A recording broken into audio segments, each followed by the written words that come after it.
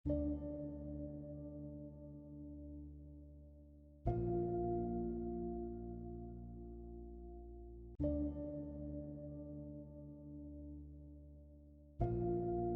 აზრით ომი ბევრად უფრო ადრე დაიწყო ვიდრე 2008 წლის აგვისტოში.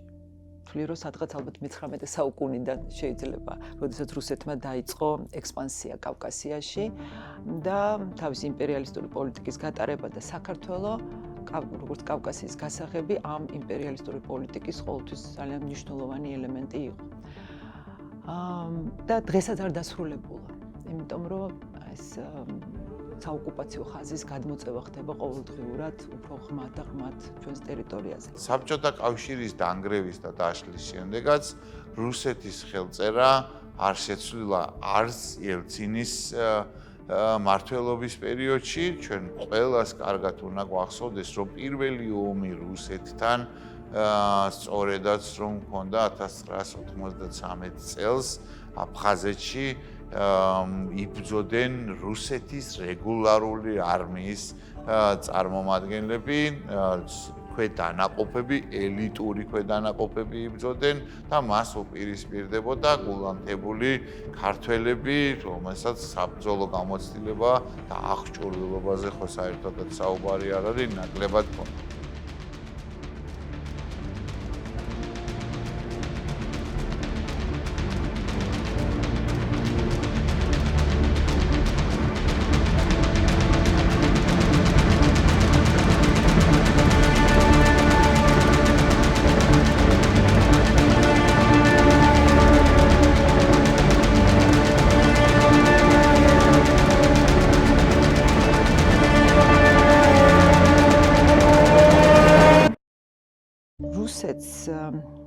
არ ჭირდებოდა თავის გარშემო წარმატებული მაგალითი განვითარების. მას უნდოდა გონოდა გავლენის სფეროები, სატელიტი, წარუმატებელი, ჩამორჩენილი, შეზღუდული სუვერენიტეტის მქონე ქვეყნები. პუტინის ოცნება ცნობილია საყოველთაოდ, პუტინს უნდოდა საბჭოთა კავშირის აღდგენა ამა თუ იმ ფორმით. პუტინისთვის ყველაზე დიდი ტრაგედია, ერთ-ერთ მის პირველ ინტერვიუში, როგორც მან აღნიშნა, იყო საბჭოთა კავშირის დაშლა, კოლაფსი, გეოპოლიტიკური კატასტროფა მე-20 საუკუნის. პუტინისთვის კოშმარი იყო მის საზღვარზე ისეთი ქვეყნების, როგორიც არის საქართველო და უკრაინა, დემოკრატიის წარმატება და გამარჯვება. ამიტომ ყველაფერი გააკეთა იმისთვის, როდესაც მოღონიერდა, რომ ამ ქვეყნების წარმატება და გამარჯვება არ დაეშვა. I think that in terms of a grand strategy for Putin, I think it's important for him to have compliant states that don't try to join the West, but stay in Eurasia, stay in his sort of what Medvedev called it, their sphere of privileged interests.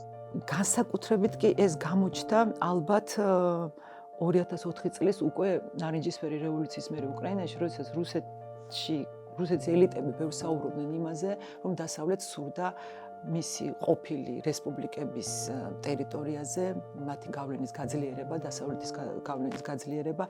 აი ეს ყველაფერი სრულად წინააღმდეგობაში მოდიოდა რუსეთის მიზანთან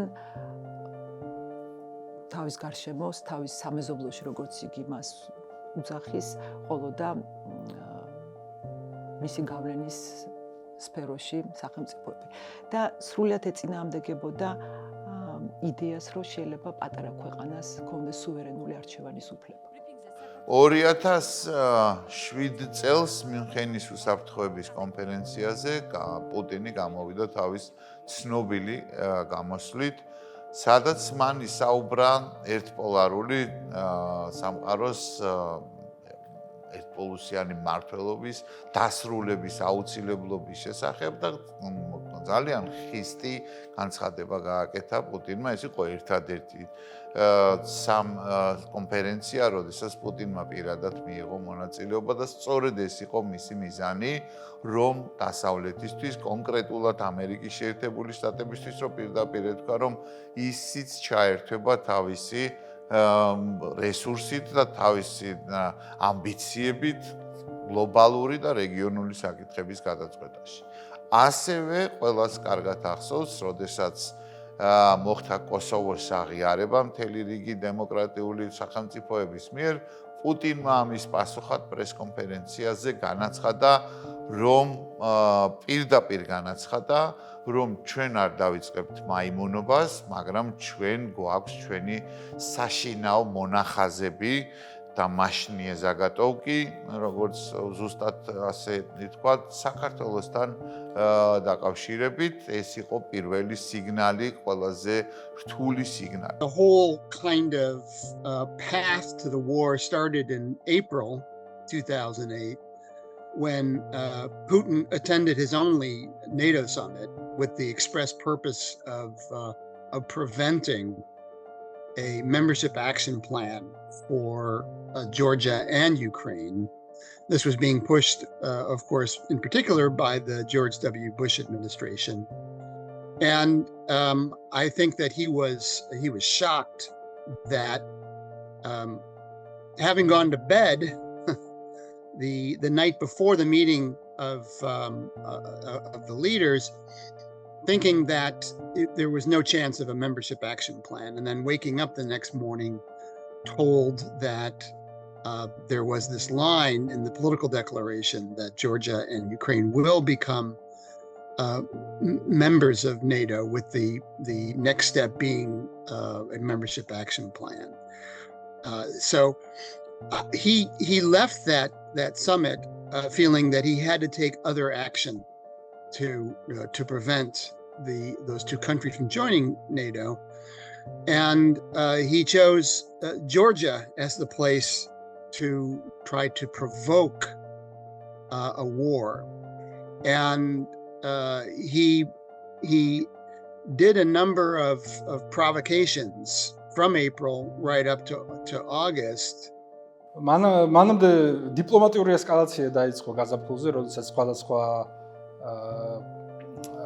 ქმედებებს ახორციელებდა რუსეთის როგორც აღმასრულებელი საკანონმდებლო ხელისუფლება, სწორედ აი ამ აფხაზეთის და ცხინვალის რეგიონის მიმართ, რომ ნელ-ნელა აუქმებდა თავის მათი ასე ვთქვათ არაღიარების პოლიტიკას, რომელიც მანამდე არსებობდა, ანუ ფორმალურად 90-იან წლებიდან მოყოლებული, რომ არ აღიარებდნენ, რომ მათ უჭერდათ მხარს. აი ნელ-ნელა დაიწყეს მაგის აღიარება, მე 16 აპრილს 2009 წლის პუტინმა გასცა ბრძანებულება, რომ რუსეთის სამხედრო სწორად სახელისუფლებო უწყებებს დაეწყო პირდაპირ ურთიერთობა სოხუმის და ცხინვალის რეჟიმის უწყებებთან. და ნელ-ნელა აი ამ სწორედ მაგის მერე უკვე აპრილიდან დაიწყო სამხედრო ესკალაცია, როდესაც რუსებმა დაიწყეს ნელ-ნელა ძალების შეყვანა, თავიდან ეს უფრო მეტად სამხედრო ძალების შეყვანა ამ ორ რეგიონში, თავიდან ეს უფრო მეტად იყო აფხაზეთში. შემდეგ გადავიდა ცხინვალის რეგიონზე და შემდეგ მათ შემოიყვანეს ეს სარკინიგზო ჯარი, რომელსაც აღადგინა ერთი მონაკვეთი აფხაზეთში რკინიგზის, რაც მე გამოიყენეს კიდეც მოგვიანებით ომის დროს. ხოლო ივნისიდან უკვე ნელ-ნელა დაიწყო აი ეს სროლები ცხინვალის რეგიონში კერძოდ, რომელიც თანათან ჰქონდა რაღაც პაუზები, მაგრამ მე ისე ვიწყებოდა და უფრო ინტენსიური ხდებოდა. და მე ივლისში კიდევ უფრო ინტენსიური გახდა და 1 აგვისტოდან უკვე ესეთი ყოველდღიური და მძლავრი ხასიათი მიიღო და მაგის მერე უკვე მხოლოდ იზრდებოდა უკვე აი 7 აგვისტომდე, როდესაც პირდაპირ დადასტურებულად შემოიჭრა რუსეთის რეგულარული ჯარი საქართველოში. ანუ 7 და 8 აგვისტოს შორის, როგორც ომის დაწყების თარიღებს შორის, სხვაობა არის სინამდვილეში მარტივი. 7 არის ის დღე, როდესაც რუსეთმა დაიწყო სამხედრო აგრესია საქართველოში დადასტურებულად, რუსული ჯარი შემოიჭრა საქართველოს ტერიტორიაზე. ხოლო 8 აგვისტო არის ის დღე, რომელზეც რუსები იტყვევიან, ვითომ მხოლოდ მაგ დღეს დაიწყო მათი ოპერაცია საქართველოს წინააღმდეგ, იმისთვის, რომ ისე წარმოაჩინონ საქმე, თითქოს მათი ოპერაცია დაიწყო მხოლოდ მას მერე, რაც ქართულმა ჯარმა თავისი ოპერაცია დაიწყო ცხინვალის რეგიონში. და ეს მათ ჭირდებათ იმისთვის, რომ პასუხისმგებლობა ომის დაწყებისთვის გადააბრალონ საქართველოს.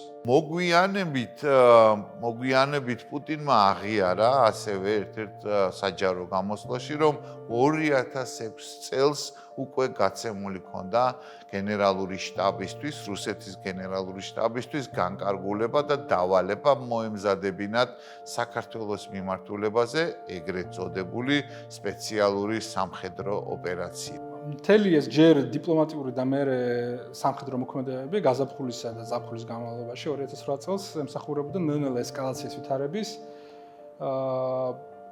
ომამდე და ასე თქვათ კაზუს ბელის ომის საბაბის შექმნას. ესკალაციას და ასევე ომის საბაბს და მათ ამ საინფორმაციო პროპაგანდის სტრატეგიას ემსახურებოდა ის ესკალაცია, რომელიც თანდათან უფრო მეტად იზრდებოდა ივნისის და აგვისტოს დასაწყისის განმავლობაში 2008 წელს. We have reached a crisis, the first probably serious crisis internationally since the end of the Cold War. This is an act of aggression, and historians and time will tell us how provoked it was or what actions the Georgian government took, etc. But the fact is that this aggression is far exceeded any provocation that might have been inflicted on South Ossetia or Abkhazia. So it's a reassertion of the age-old Russian ambitions and desires for the Russian Empire and the so-called near abroad. And so there were a number of steps that were designed to provoke Mr. Saakashvili. There were steps like there was shooting down of drones, which of course the Russians denied that they did, even though there was video of them actually shooting down a Georgian drone. There was the step of, and I think this may have been the first step, authorizing Russian officials to have direct contacts with officials in Abkhazia and South Ossetia, which of course the Georgian government protested. There was the sending of troops into Abkhazia, ostensibly to repair the railroad line, although you don't send troops in to repair a railroad line unless you plan to place heavy loads on that line, and of course to move tanks in there you would need the railroad line. And then finally in late July or early August there was all the shelling of Georgian villages, and of course that was the tipping point for Saakashvili, and that's when he sent the troops into Skin Valley to try and stop this shelling. 2008 წლის ომის შედეგად რუსებმა აიღეს რაც მანამდე არ ეკონტროლებდნენ თვითონ მათი მარიონეტული რეჟიმები სოხუმში და ცხინვალში, რაც აიღეს ტერიტორია ეს იყო აფხაზეთში კოდორის ხეობა კერძოდ და ცხინვალის რეგიონის მნიშვნელოვანი ნაწილი, რომელსაც მანამდე საქართველო აკონტროლებდა, იმიტომ რომ 90-იანი წლების კონფლიქტის შემდეგ ეგეთი ჭადრაკისეული განლაგება იყო საკმაოდ შერეული კონტროლის მხრივ ცხინვალის რეგიონში. და ეს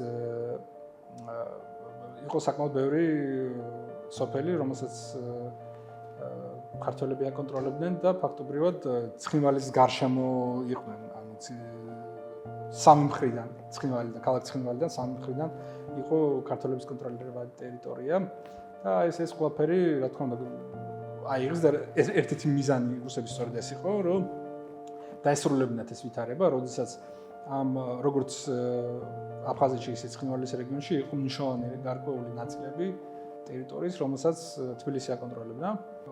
განსაკუთრებით აი ცხინვალის რეგიონში ეს ნამდვილად ასე იყო, ასე ვთქვათ, კონტაქტის ხაზებს ქართველებსა და ცხინვალის რეგიონის შემთხვევაში ოსებს შორის. რაც ასე ბევრნაირად გამოიხატებოდა და სხვადასხვა ხაზით მიდიოდა.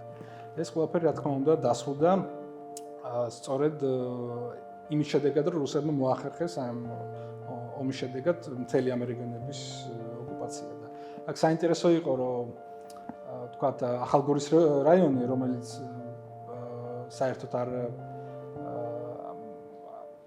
არ იყო მისი არც ერთი ნაწილი ცხინვალის სეპარატისტების კონტროლის ქვეშ 2009 წლის ომამდე.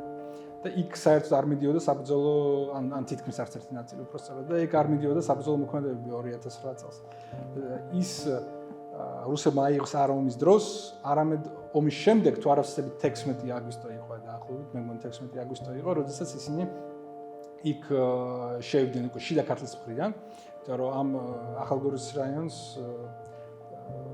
დანარჩენი ცხინვალის რეგიონისგან ყოფს ქედი. და იქ ნორმალური გზაც არ არსებობდა, ამიტომ იქ ცხინვალის მხრიდან კი არ შემოვიდნენ. ისინი აი სწორედ როდესაც აკონტროლებდნენ შიდა ქართლის ნაწილს ომის შემდგომ დღეებში და კვირეებში. აი მაგითი სარგებლეს და სამხრეთიდან შიდა ქართლის მხრიდან შევიდნენ ახალგორის რაიონში და მიზანი ის იყო და რატო არ გამოვიდნენ, ასე ვთქვათ, სხვა შიდა ქართლის რაიონებიდან განსხვავებით ახალგორის რაიონიდან, სწორედ იმიტომ, რომ ეს საბჭოთა დროს შედიოდა ამ სამხრეთ ოსეთის ავტონომიურ ოლქში და რუსების აი ეს ოფიციალური პოლიტიკა იყო და არის, რომ ისინი ესე იგი აი ეს გამოყოფა ამ ტერიტორიის მოსკოვის პოზიციიდან საქართველოსგან ხდება სწორედ აი ამ სამხრეთ ოსეთის საბჭოთა დროინდელი ავტონომიური ოლქის საზღვრებში. The Sixth Fleet went into Batumi, sending a signal that the U.S. was going to at least stand with Georgia. It wasn't going to be deterred from continuing military cooperation, even in the midst of a war that was only a few miles away from Batumi. But I think that the action that really changed Putin's calculations was the U.S. Air Force flying in Georgian troops that had been in Iraq with us. The chairman of the Joint Chiefs of Staff at the time called his Russian counterpart and said, "We are sending in the U.S. Air Force into Tbilisi Airport. I believe it was Tbilisi Airport. And we don't expect you to take any action." So that kind of move, using military assets during a combat situation, I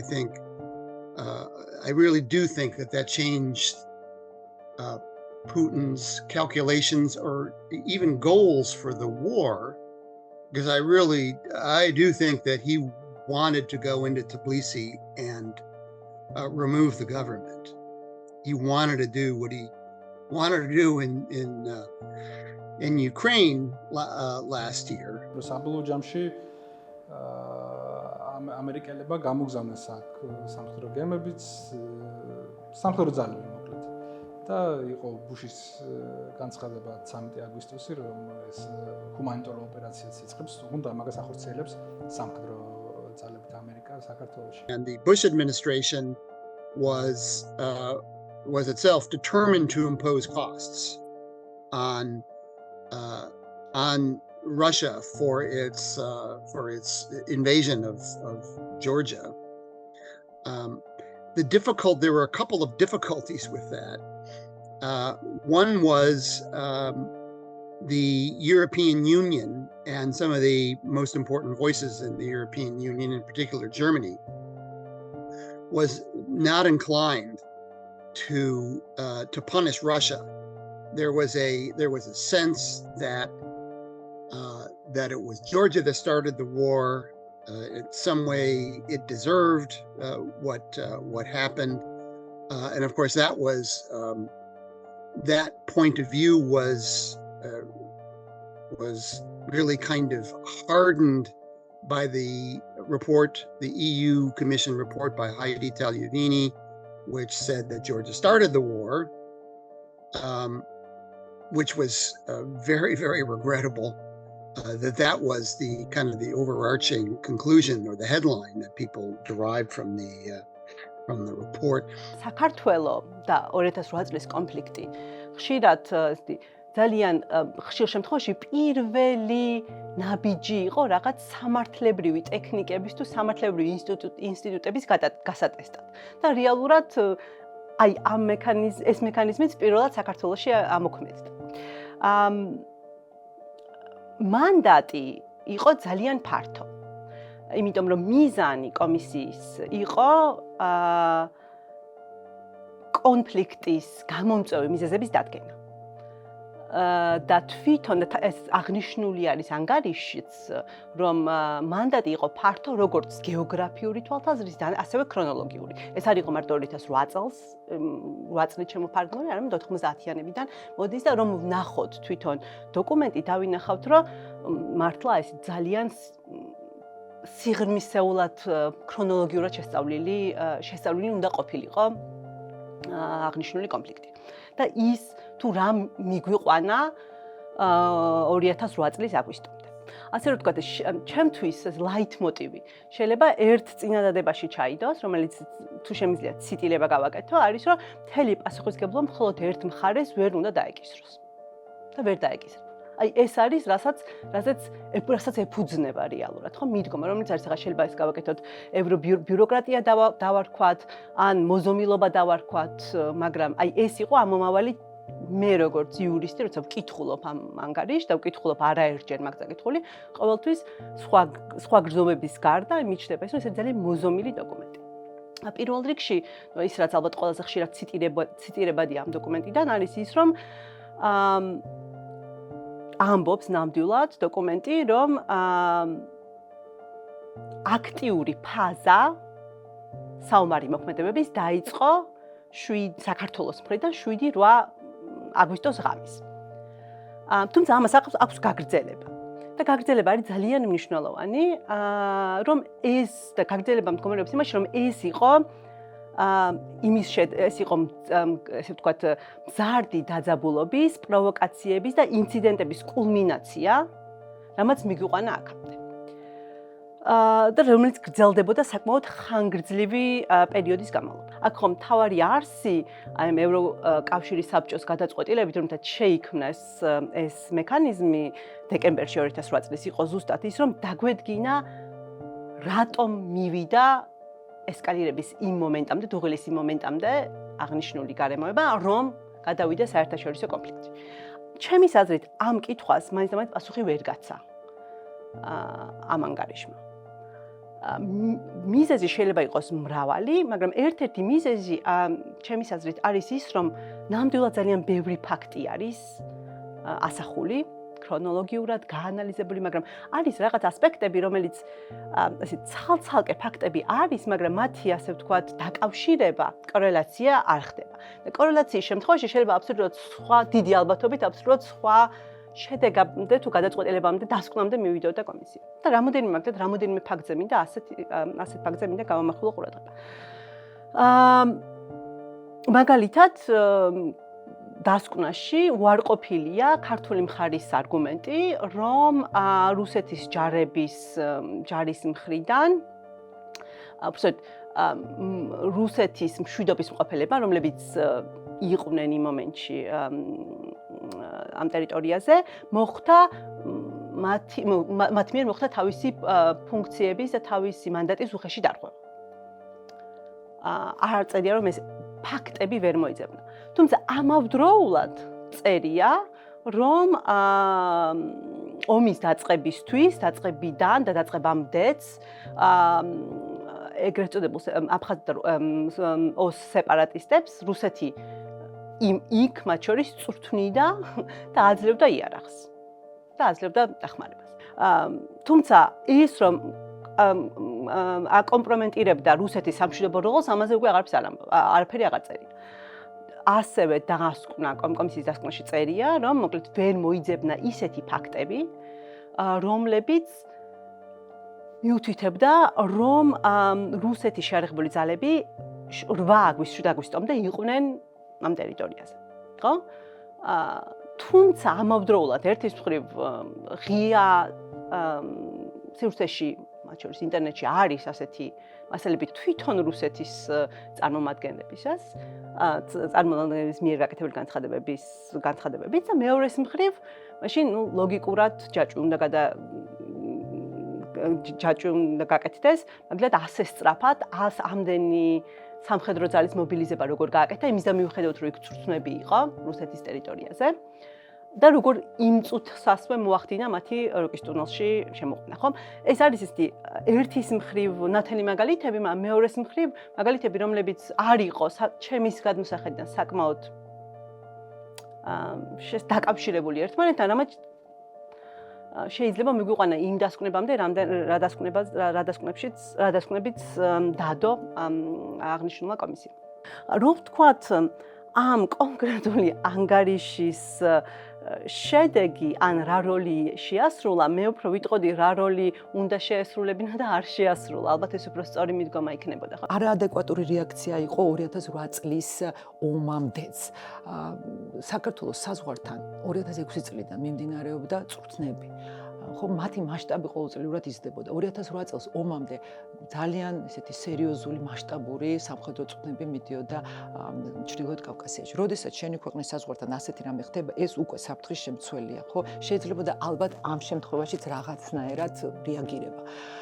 იგივე ხდებოდა უკრაინაში, მთელი ძალების მობილიზება მოხდა საზღვართან, ასევე სამხედრო წვრთნების ეგიდით, ხო, იმ მიმართულებებზე, რომელსაც შემდეგ განხორციელებდა დარტყმა. ესე იგი, ჩვენს მიმართ დახმარება იყო მორალური, იყო ძალიან დიდი ფინანსური, ხო, დღეს პრეზიდენტი ბაიდენი, მაშინ სენატორი ედგა ამას სათავეში, საქართველოს მიიღო ძალიან დიდი ფინანსური პაკეტი, მაგრამ თვითონ რუსეთისადმი დამოკიდებულება არ იყო ისეთი, როგორც უნდა ყოფილიყო, ხო?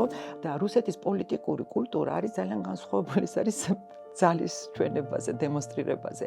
თუ კომპრომისი მისთვის არის სისუსტის გამოვლინება. აჩვენებს სისუსტეს, კომპრომისზე მიდიხარ, ეს მისთვის სისუსტეა, შესაბამისად მწვანე შუქი. იმ პერიოდში, რომ გადავხედოთ იმ საგარეო პოლიტიკის კურსს, რომელიც როგორ არა მარტო ევროკავშირს, არამედ კოლექტიურ დასავლეთს ჰქონდა, ხო, რუსეთის მიმართ, როგორც ეკონომიკური, ასევე პოლიტიკური თვალსაზრისით, იყო ასეთი მიდგომა ბალანსის და ინტერესების დაცვის, ხო?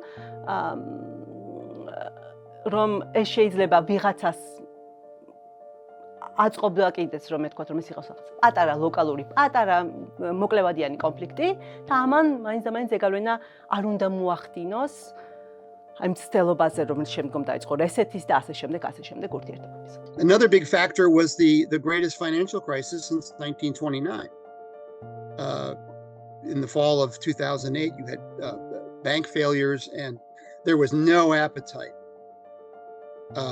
in Europe, in particular, for imposing the kinds of sanctions that would, further destabilize